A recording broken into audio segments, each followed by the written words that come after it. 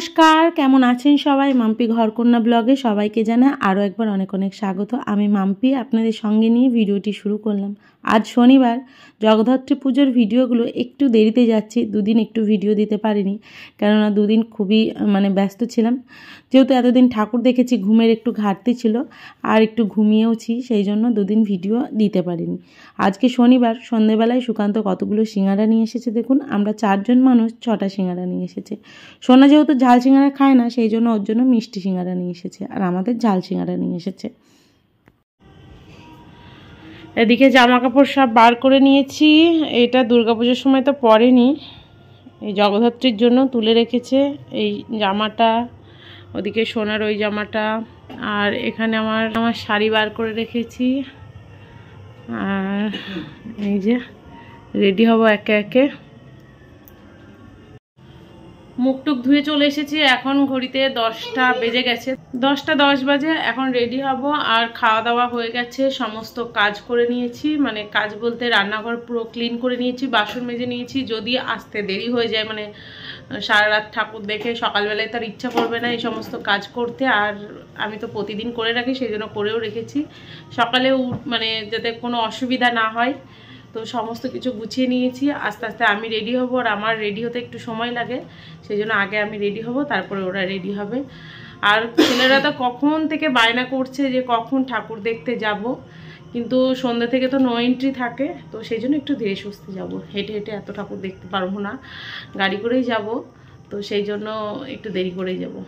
সন্ধ্যের থেকেই ভিডিওটি শুরু করেছিলাম, কিন্তু সন্ধ্যের পরে আর সেরকম ভিডিও করার ইচ্ছা ছিল না, কেন খাওয়া দাওয়া করে একটু রেডি হব, তার আগে একটু শুয়েছিলাম সবাই মিলে, কেননা একটু রেস্ট নিয়ে নিলাম, কেননা ঠাকুর দেখতে বেরোবো সেই জন্য। তো রেডি হয়ে নিয়েছি। এখন রেডি হয়ে নিয়েছি। এখন 11:30 বাজতে যায়, আর অনেকটা সময় লাগলো। আর আমার রেডি হতে একটু সময় লাগে, তো যাই হোক, তবু একটু সময় নিয়ে একটু রেডি হলাম। পুজোর সময় একটু তো রেডি হতে হবে সুন্দরভাবে। আর আজকে শাড়ি পরে যাব। এই যে আগের বছর পুজোর সময় কিনেছিলাম, কিন্তু আগের বছর পরতে পারিনি। ওই বান্ধবীর বিয়ের সময় একদিন পরেছি, আর এই পরলাম। আর এর সাথে ম্যাচ করে ব্লাউজ নেওয়া হয়নি, সেই জন্য আর মনেই ছিল না ব্লাউজ নিতে হবে। তো এই যে একটা ঘরে ছিল, সেটাই পরলাম। আর কেমন লাগছে অবশ্যই কমেন্টে জানাবেন আপনারা। আর এখানে সোনা রেডি হয়ে নিয়েছে, সুকান্ত রেডি হয়ে নিয়েছে। তো চলুন যাই, ঠাকুর দেখতে যাওয়া যায়। 11:30টার মধ্যে তো রেডি হয়ে নিয়েছি। বেরোতে বেরোতে 12টাই বেজে গেছে। তো 12টার সময় আমরা সবাই বেরোলাম ঠাকুর দেখতে, আমরা 4 জন। আর বেরিয়েই দেখি কত ভিড়। প্রথমে ভাবলাম কি যে আগে বড় যে ঠাকুরটা হয়েছে সেটা আগে দেখে আসি। প্রতি বছর এখানে বড় জগদ্ধাত্রী ঠাকুর হয় প্রতিভা ক্লাবে, তো সেখানেই যাচ্ছি। তো ওখানেও যেতে গিয়ে প্রচুর ভিড়। তো যাই হোক, 12টার সময় তো বেরিয়েছি, সারা রাতই প্রায় ঠাকুর দেখে সকালে বাড়ি ফিরেছিলাম। তো এই যে মাঠে প্রচুর ভিড় হয়েছে দেখুন। আর এখানে প্রতি বছরের মতো এবছরও মেলা বসেছে। আর এখানে এবার সামনের থিমটা করেছে বড় জগদ্ধাত্রী, কিন্তু ভিতরে মূর্তি পুজোই হয়েছে। তো বেশ ভালো লাগছে এখানে আসার পর। দেখুন কত ভিড় হয়েছে। আর এবছর না খুব যে একটা ঠান্ডা পড়েছে যাকে সেমনটা কিন্তু না, খুব ঠান্ডাও না খুব গরমও না। এই সময়টা বেশ ভালোই লাগছে, সেজে গুজেও আরাম, কেননা খুব ঠান্ডা পড়লে তখন ওই গায়ে সোয়েটার দিতে হবে। তো বেশ ভালো লাগছে। তো যাই হোক, ঠাকুর দেখে নিলাম। প্রথম ঠাকুর দেখলাম বাড়ির থেকে বেরিয়ে, আগে এই দিক থেকে দেখতে শুরু করে দিয়েছি, কেননা আগে দূরেরগুলো দেখে নিই, কালকে আবার কাছাকাছিরগুলো দেখা যাবে। কালকে তো ভীষণ ভিড় হবে, সেই জন্য আগের দিন গিয়ে দূরের ঠাকুরগুলো দেখে আসলাম। আর 12টা বাজে, প্রচুর মানুষ এখন গাড়ি নিয়ে বেরিয়ে গিয়েছে, কেননা নো এন্ট্রি থাকে সন্ধ্যের সময়, তখন তো হেঁটে ঠাকুর দেখে। 12টার পরেই নো এন্ট্রি খুলে দেয়। তো তখন এত পরিমাণে ভিড় হয়েছে, গাড়ি 4 চাকা তারপরে স্কুটি, এত ভিড়। তো ওই ভিড় ঠেলে ঠাকুর দেখতে হবে। আর বছরে এই দুটো দিনের জন্যই প্রত্যেকটা মানুষ অপেক্ষা করে। কৃষ্ণনগরের জগদ্ধাত্রী পুজো জানেনই তো আপনারা কেমন হয়, খুব ভালো হয়। তো চন্দননগরেও ভালো হয়, কিন্তু আমরা কখনো যাইনি চন্দননগরে দেখতে, কৃষ্ণনগরেই দেখি। এখান থেকে আর কোথাও যেতে ইচ্ছা করেই না, যে যাই গিয়ে ঠাকুর দেখে আসি। তো অনেক ঠাকুর দেখেছি, দেখার পর চা খাচ্ছি। এখন রাত মনে হয় 2-3টে মতো বাজে। প্রচুর ঠাকুর দেখেছি, ঘূর্ণিতে দেখেছি, কিন্তু সবগুলোর ভিডিও করা হয়নি। ওই ব্যাগের মধ্যে ভরে রেখে দিয়েছিলাম ফোনটা। আর ভিড়ের মধ্যে ফোন বার করতেও ভয় লাগে জানেন তো, ওই কোথায় হাত থেকে কেউ যদি নিয়ে চলে যায় রানিং গাড়িতে, তখন আবার মুশকিল। তো সেই জন্য যে কটা পেরেছি আপনাদেরকে ওদিককার ঠাকুর দেখিয়েছি। আর কিছু কিছু ঠাকুর দেখাও বাকিও রয়েছে, আগামীকাল নিয়ে যাবে সুকান্ত বলল। তো যাই হোক, ওদিকে তো দেখে চলে আসলাম, এখন যাব বুড়িমা দেখতে। তো কেননা বুড়িমা তো না দেখলে অসম্পূর্ণ থেকে যায় ঠাকুর দেখা, তো বুড়িমা তো দেখতে যেতেই হবে। আর আপনারা তো জানেন আমাদের কৃষ্ণনগরের বুড়িমা কতটা জাগ্রত। তো পুজোর আগের দিনই যাচ্ছি, আবার কালকেও আসবো, কেননা যতই দেখি বুড়িমাকে ততই যেন মনে হয় যে দেখতেই থাকি, একদিন দেখে মন ভরে না। আর আগে যখন ছোটোবেলায় কী করতাম বলুন তো, ফাংশান হতো, ফাংশানের দিন এসে বুড়িমার এখানে বসে থাকতাম, মা, আমি, পিসির 2 মেয়ে সবাই মিলে এসে ফাংশান দেখতাম। বুড়িমার এদিকে সাজানো হতো আর আমরা এদিকে ফাংশান দেখতাম সন্ধ্যের দিকে।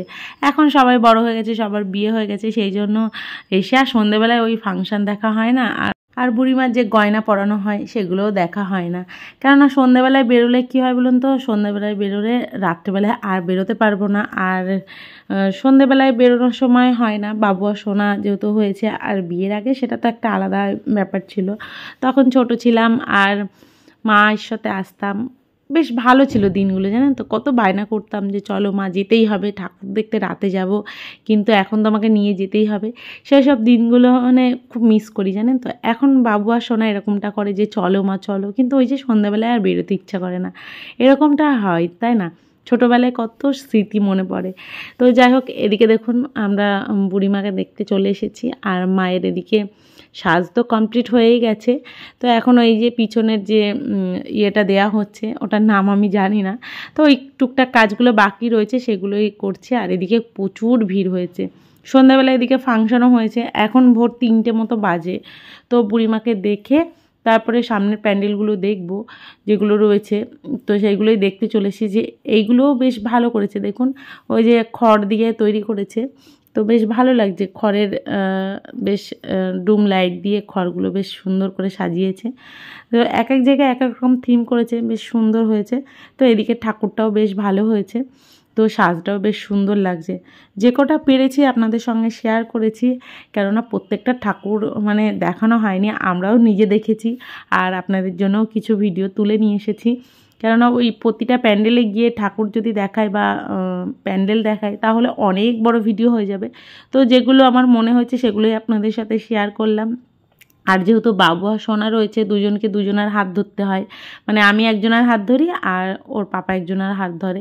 ছোটো মানুষ তো, ভিড়ের মধ্যে হারিয়ে যাবে সেই ভয়ে আগে হাতটা ধরে থাকি।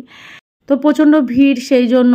আর যাই হোক, প্যান্ডেলটাও বেশ ভালো হয়েছে। আর এইটা দেখুন ধান গাছ লাগিয়েছে, বেশ টবের মধ্যে ধান গাছের যে থিমটা সেটাই করেছে, বেশ ভালো হয়েছে দেখুন।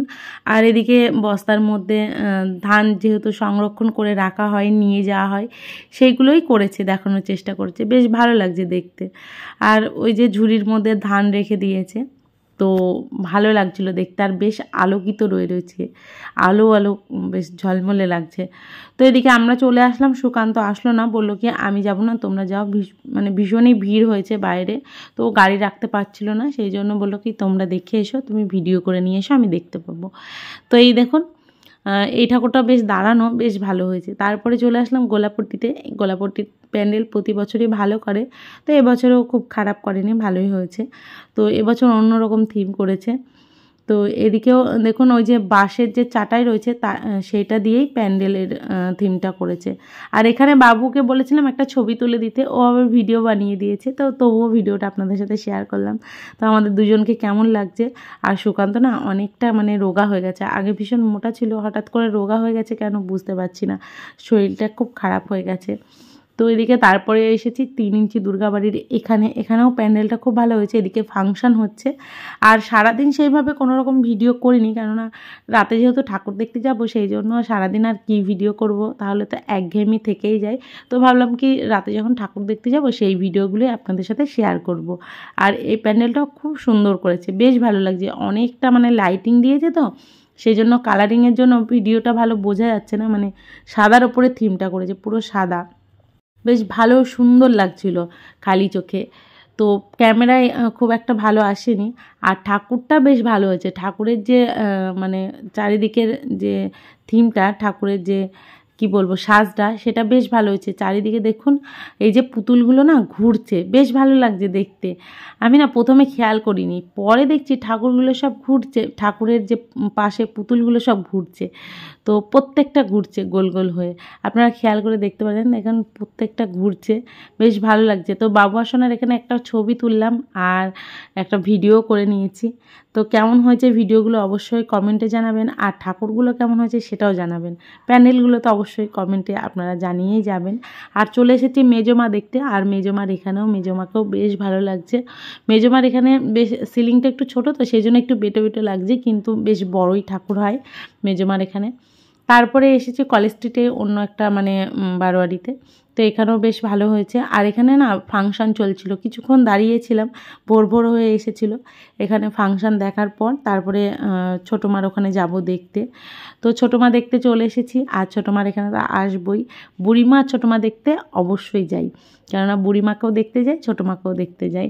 তো ছোটো মাকে একদিনই আসি, এই শনিবারের দিন আসলাম, কালকে হয়তো আর আসা হবে না, প্রচুর ভিড় হবে ছোটো মার এখানেও। তো যাই হোক, ছোটো মাকেও বেশ ভালো লাগে। বুড়িমা আর ছোটো মা অনেকটা একই রকম লাগে দেখতে। তো যাই হোক, অনেক ঠাকুর দেখে নিয়েছি, এখন ক্লান্ত হয়ে এসেছে সোনা, বলছে এবার চলো বাড়ি, সকাল হয়ে আসলো। তো বললাম যে ঠিক আছে, আর 2-1টা ঠাকুর যেগুলো রয়েছে বাড়ির কাছাকাছি সেগুলো দেখেই চলে যাব। আর আমিনবাজারে এসেছি, আমিনবাজারেও বেশ ভালো করেছে প্যান্ডেলটা।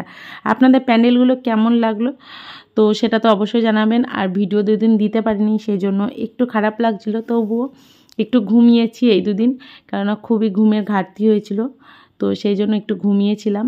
তো ভিডিও এডিট করতে পারিনি, আর ফোনের রিচার্জটাও শেষ হয়ে গেছিলো, সেই জন্য ভিডিও পোস্ট করতে পারিনি। তো মিনি যে ছোট ছোট ক্লিপগুলো তুলেছিলাম সেগুলো শেয়ার করেছি। আর বাড়ি যাওয়ার সময় কত জ্যাম দেখুন, এত পরিমাণে ভিড়, শুধু বাইক আর বাইক। তো তারপরে আমরা যাব রেইনবো ক্লাবে। তো রেইনবো ক্লাবের আগে আমরা দেখে গেলাম চকের পাড়া, মানে যেটা আমাদের কাছাকাছি একদম বাড়ির। তো সেটা আগে দেখে গেলাম, কালকে এদিকে যদি না আসি, মানে বাড়ির পাশ দিয়েই তো এখানে দেখতে আসলাম। আপনাদের বলেই দিলাম কোথায় বাড়ি, তো তবুও আশেপাশেই রয়েছে এর।